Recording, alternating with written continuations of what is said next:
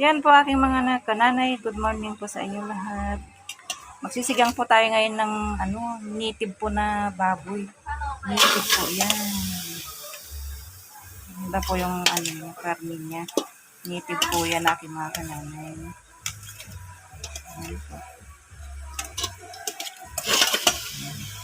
Tapos lagyan na po natin ng ating sibuyas.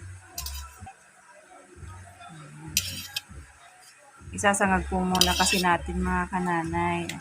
Susunod natin ang ating paminta. Pamintang pampaganda. Yan po aking mga kananay. Kasimple lang pong magluluto. Pero iba-iba ang proseso aking mga kananay. Maglagay na po tayo ng konting asin. Lalambot po siya. Sasangag po muna natin yan. Maglagay tayo ng konting pampalasa. Yan. Tatakpan muna natin. Banda-bantayan lang po baka masunog. Sayang naman po ang native natin na baboy. Ng ating kamatis. Yan po. Pulang-pulas po siya ang pagkasama. Ito na po natin yan. Lagyan na po natin yan. Sabaw. Yan. Ganda po ng kulay natin mga kanila. Halo-haloin natin. Pakukulayin po muna natin siya. Ang ganda.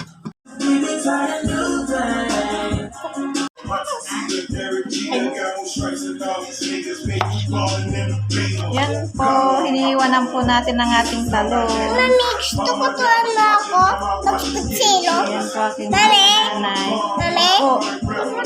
Yan po, ihahalo natin sa sinigang na baboy. Gulay na nga lang po, ulam na. Wala lang pong talong. Pero dapat sana may talong po. Ay, okra. Talong po pala yan. Charot! Mga kananay.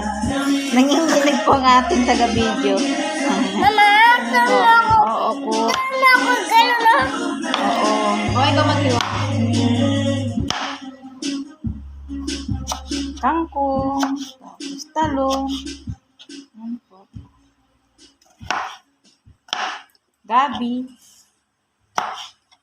Magandang gabi. Charot. Di po gabi ng aking mga kananay. Luluto pa lang po tayo ng pananghalian. Ako na, Mami. Next gabi. Gabi. Mami. Binabalatan po natin ang ating gabi.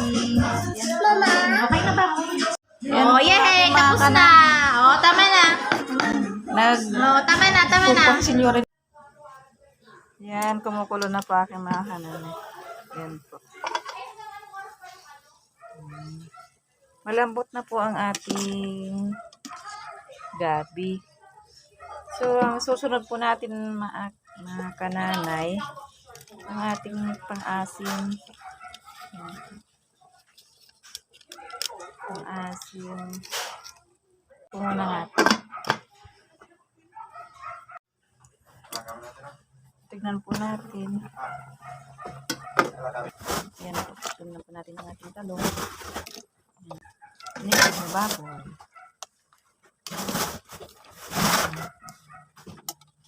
Takpan po muna natin. Luto na po siguro ang ating talong ating mga kananay. Luto na po ang ating talong. Lagyan na po natin yung kangkong. Ayan po. Sapo na po natin ang ating sili.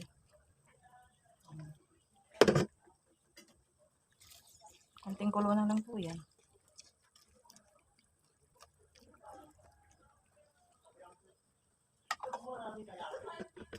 Lutuin muna natin.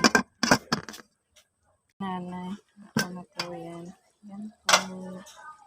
Hindi po ba? Man po natin kung anong kulang.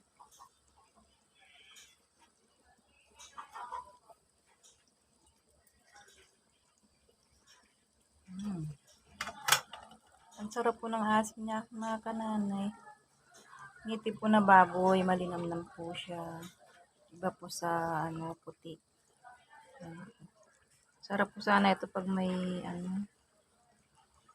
okra. Kaya lang wala po eh.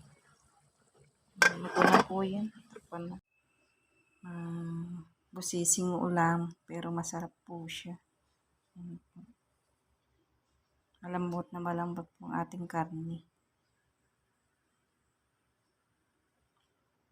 Nag-ulam pa ako ng ganito mga kananay. Ayan po ang sausawan ko. Ayan po. Thank you po.